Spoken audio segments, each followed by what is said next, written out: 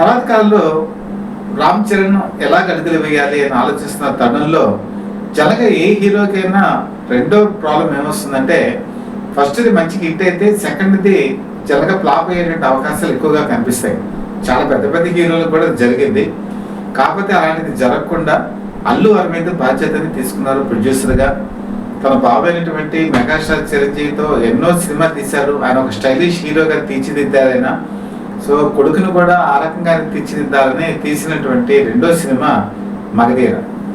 రాజమౌళికి ఆ రోజు ఒక నెసిటీ ఉంది, తనకు తాను ప్రూవ్ చేసుకోవాలి, ఒక నేషనల్ మార్కెట్లో తనకు తాను డైరెక్ట్గా నిలబెట్టుకోవాలని ఒక తపనతో మగధీర సినిమా తీశారు.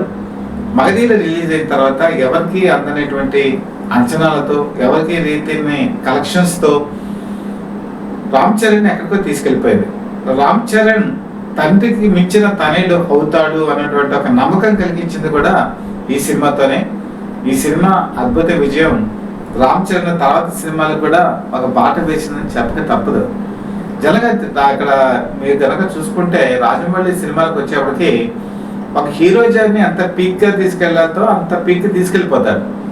అదే స్థాయిలో కనుక మిగతా చిత్రాలు ఉండకపోతే అది చాలా ఇబ్బందికరమైన పరిస్థితి, ఫ్లాప్ ఎదుర్కోవాల్సిన పరిస్థితి కూడా వస్తుంది.